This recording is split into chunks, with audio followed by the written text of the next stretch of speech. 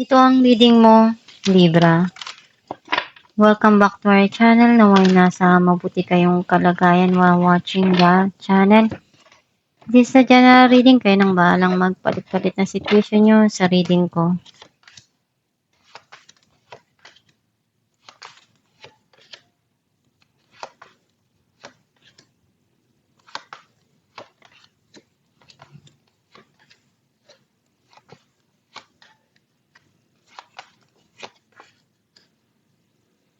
At the bottom of the deck, Justice.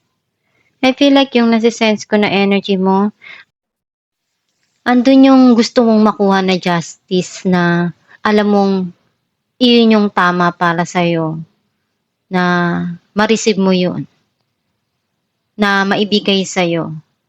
May justisya ka na gusto mong mangyari dun sa mga nangyari sa buhay mo na hindi mo inaasahan.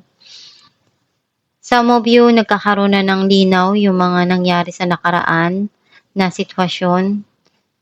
Alam mo na ngayon kung paano i-handle, paano haharapin yun. Kailangan mo lang i-balance para hindi ka ma-exhausted, mapagod, may stress dun sa mga situation. Ang mensahe ng card mo, may mga plano ka para sa kinabukasan mo, sa mga pangarap mo. Gagawin mo yung mga paraan na alam mo para ma-achieve mo yun. Nakikita ko dito yung napunuan mo na lahat, yung cups na to, at nagiging masaya ka sa kung ano yung meron ka, sa mga taong totoo na nandyan sa'yo, na nagmamahal sa'yo. May judgment. Judgment na alam mo sa sarili mo na may mga kailangan kang ayusin, itama, or desisyon na gawin. Some of you, pwedeng may mga inaayos ka dito or itinatama kang sitwasyon or ikaw yung itinatama. Nakikita ko na may reunion or pagkikita dito na mangyayari. Some of you, pwedeng celebration. Nagkakaroon ng pagtatalo or hindi pagkakaunawan doon sa situation.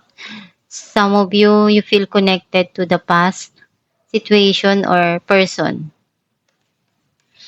Or meron ditong obsession and addiction. Nakikita ko yung bagong journey na gusto mong harapin at umpisahan.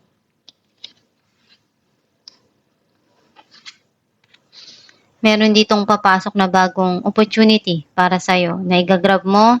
Some of you, pwedeng umpisahan mong project or papasok na magandang samahan, connection, nung relationship. Someone to sa buhay mo na nagbibigay ng advice or ikaw to na nagbibigay ng mga kailangang desisyon dito na maiayos yun, na alam mong para sa'yo, iyon yung tama. Iyon yung kailangan gawin. Clarify natin ng Two of Wands.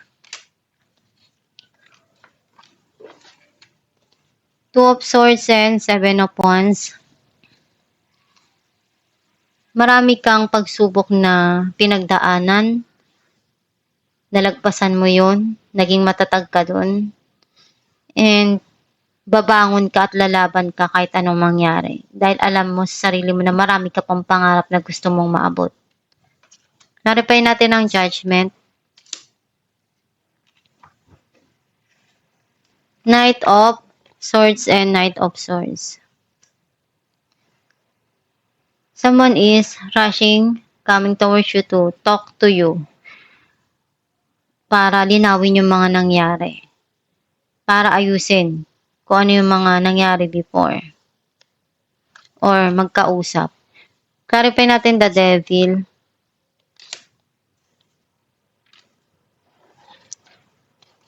The Hermit and Knight of Cups. May mga nare-realize tong tao na 'to back then. Memories na napakasaya na hindi niya makalimutan. Andun din yung pagmamahal. Also yung obsession na hindi niya maialis. Clarify natin ang Ace of Wands.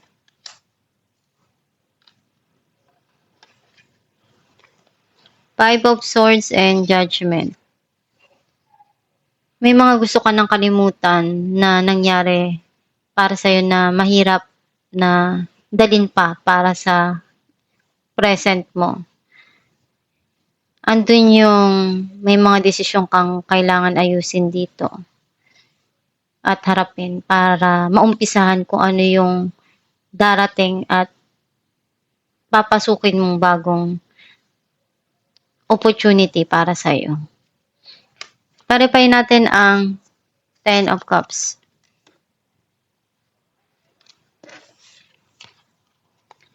Judgment and Page of Cups. Nakikita ko dito yung nararamdaman nitong tao na pagmamahal towards you. Some of you, pwedeng someone sa buhay mo na malapit sa'yo, either nakakabata or anak na nagmamahal sa'yo ng totoo. May mga kailangan ka dito na desisyon na gawin along this kind of emotional happiness para sa'yo. Clarify natin ang Three of Cups. Six of Pentacles and the Hangman. Someone is begging to reconcile or makipagkita. Some of you, may blessing na darating dito kaya magkakaroon ng celebration. And nakikita ko na may mga desisyon kang kailangang harapin dito at nahihirapan ka na gawin yung kasi you feel stuck in a certain situation. Nandun yung you want to balance yung mga nangyayari sa buhay mo para maialis mo yung sarili mo doon sa isang sitwasyon na iniisip mong i-remove yung sarili mo doon. Kasi as long na may mga desisyon kang kailangang harapin, maniwala ka sa sarili mo na kaya mo na iayos lahat ng mga sitwasyon na yon. Kung hindi ka pa handa doon sa mga desisyon, pwede mo naman yan na isang tabi muna at pag-isipan mong mabuti kung kailan ka na handa na harapin. Clarify natin the Fool.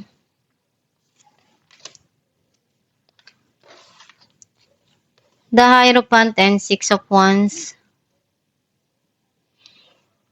Oh, this is a success for you na may sisimulan ka dito na journey na talagang magtatagumpay ka kasi nakalaan para sa'yo yun. Some of you, you are guided dun sa path na tinatahak mo. And whatever it happens, andun yung victory para sa'yo. Clarify natin ang King of Swords.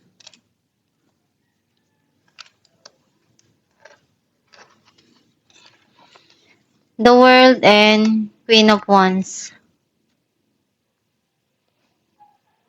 Itong tao na to, gusto niyang magkaroon ng pagbabago eh. Very passionate. And also, andun din yung unti-unti nang nag-heal yung situation. Minamanifest niya na maging okay lahat. At makita niya yung light na gusto niyang makita towards you. Or ikaw to na may mga desisyon kang kailangang harapin dito para dun sa passion na gusto mong simulan or marating sa buhay. And unti-unti naman na dumarating yung mga pangarap mo.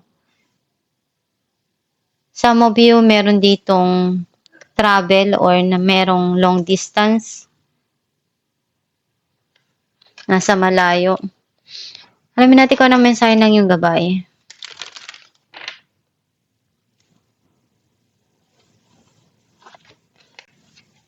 Have confidence.